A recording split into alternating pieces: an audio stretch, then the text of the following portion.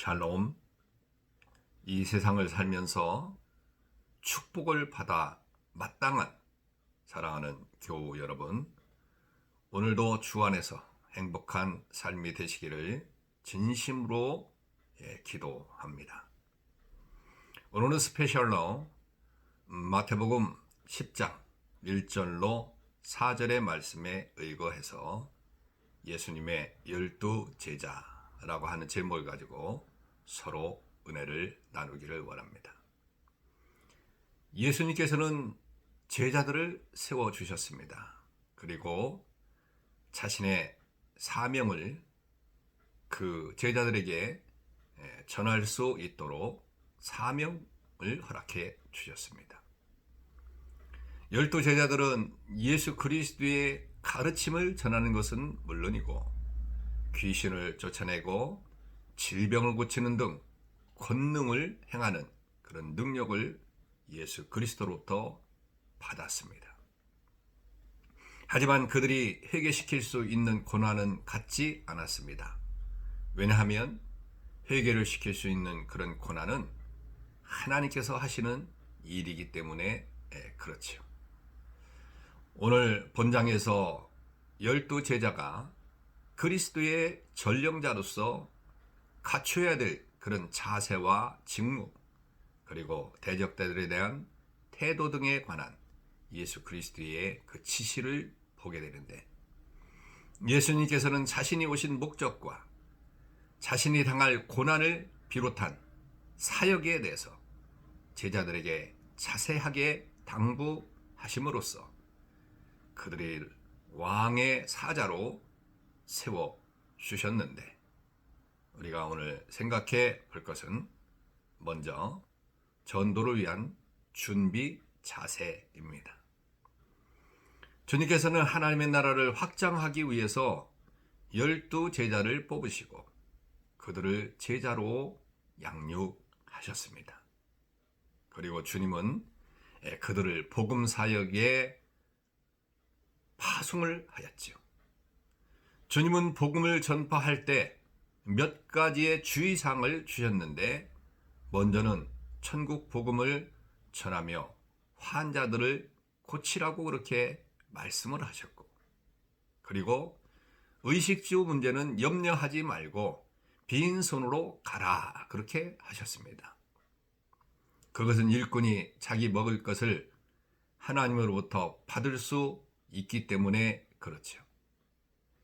이처럼 주님은 복음을 전하는 자들의 의식주를 책임져 주시겠다고 약속을 해 주셨을 뿐만 아니라 하늘에 권능을 주신 후에 그들을 보내셨습니다. 주님은 오늘 모든 성도들에게도 이제 권능을 주셨습니다. 그래서 우리는 이 사실을 믿고 열심을 다하여 12제자들처럼 복음을 전하는 저와 여러분들 되셔야 될 줄로 믿습니다. 두 번째 우리가 생각해 볼 것은 16절로 25절의 말씀 보게 되면 세상의 핍박을 대하는 그런 자세에 대해서 우리가 한번 알아보도록 하겠습니다. 예수님께서는 제자들을 보내시면서 그들이 할 일이 그리 쉽지만은 않을 것이라고 미리 예고를 하셨습니다.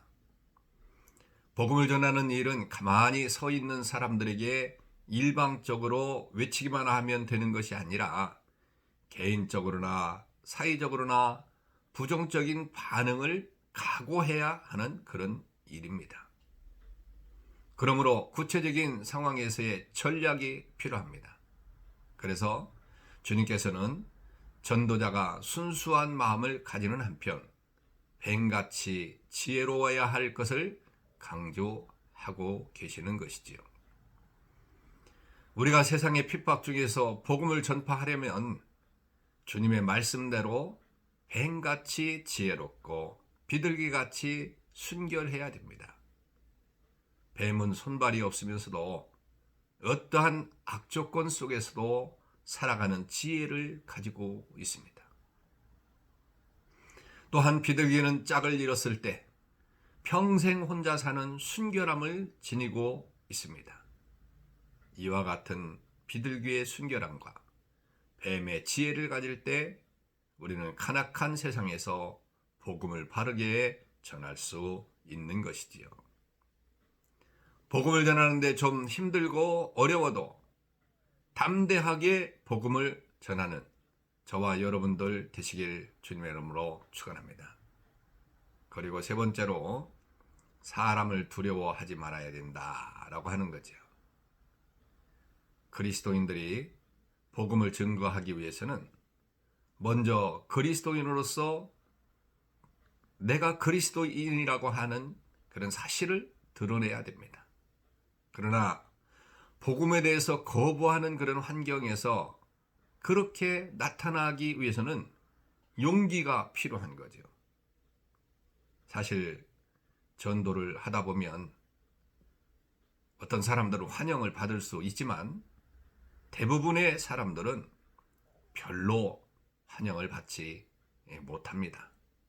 종종 무시당하는 수도 있고 어느 때는 창피한 그런 말을 들어서 상처를 받을 때도 있죠. 그럴 때 스스로 위축되기가 쉽습니다. 그런데 예수님께서는 제자들을 향해서 그들을 영접하는 사람은 곧 예수님 자신을 영접하는 것과 같으며 그들을 영접하는 사람은 그들이 받을 상을 함께 받을 것이라고 말함으로써 전도자로서의 자부심을 갖도록 그렇게 만들어 주셨습니다. 핍박자들이 아무리 핍박을 해도 사실 우리의 몸만 죽이지 그 이상은 할 수가 없습니다. 그러므로 우리는 사람을 두려워할 필요가 없다라고 하는 거죠. 우리는 우리의 몸뿐만이 아니라 우리의 영혼까지 지옥에 멸하시는 하나님을 두려워해야 한다라고 하는 거죠. 이처럼 마태복음 10장은 제자들의 선택과 파송을 촉구하는 기도에 대한 즉각적인 응답에 대한 말씀이 기록되어 있습니다. 예수님께서는 그의 복음 사역에 있어서 장차 중추적인 역할을 하기를 12 제자를 선택하시고 그들을 복음의 일꾼으로 파송을 하셨습니다.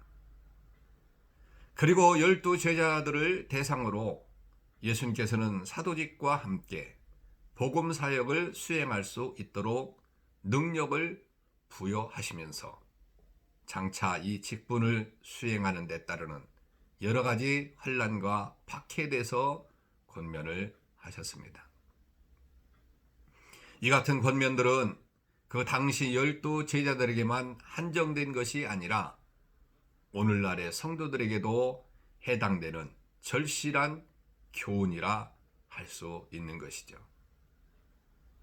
결국 우리들도 12 제자와 마찬가지로 예수님으로부터 복음 사역을 수행할 사명을 받는다는 사실을 기억하여 실천 강령으로 삼아야 될 줄로 믿습니다. 오늘 하루도 믿음 안에서 12 제자들처럼 열심을 다하여 복음을 전하는 저와 여러분들 되시길 바라고 이 땅에 사는 동안에 힘들고 어려운 복음 전도지만 그래도 하늘의 상급이 있다고 하는 사실을 기억하면서 열심을 다하여 복음을 전해서 새벽절처럼 빛나는 그런 축복을 받는 귀한 여러분들 되시길 바라고 그리고 오늘 하루도 주 안에서 승리하시기를 주님의 이름으로 축원합니다. 우리가 오늘도 기도해야 할 제목이 있습니다. 코로나19로 인해서 교회를 가는 횟수가 적어졌습니다. 그러다 보니까 이제 믿음을 잊어버리기 쉬운 그런 시기가 되었습니다. 참으로 이 환경 잘 이기고 여러분들 믿음 안에서 승리하시기를 기도하시고 그리고 두 번째는 이 땅에 파송된 선교사들을 위해서 기도하시기를 바랍니다. 온 세계가 코로나19로 인해서 모두가 이렇게 참 많은 사람들이 고통을 당하는데 하나님이 선교사들을 지켜주시고 은혜를 내려달라고, 그리고 캄보디아 우리 지교회를 위해서도 기도하시고, 세 번째 기도 제목은 코로나19로 인해서 정신적인 건강들이 많이 손상되고 있다고 합니다. 우울증들은 늘어나고 사람들이 갇혀 있다 보니까 신경질적으로 변하게 되고, 이 정신적인 건강이 문제인데 이런 정신적인 건강을 위해서도 우리 모든 성도들만큼은 건강한 모습으로 살 수 있도록 해달라고 우리 다 같이 기도하는 시간 되시기를 바랍니다. 오늘 주 안에서 평안한 하루 되시길 바랍니다. 샬롬.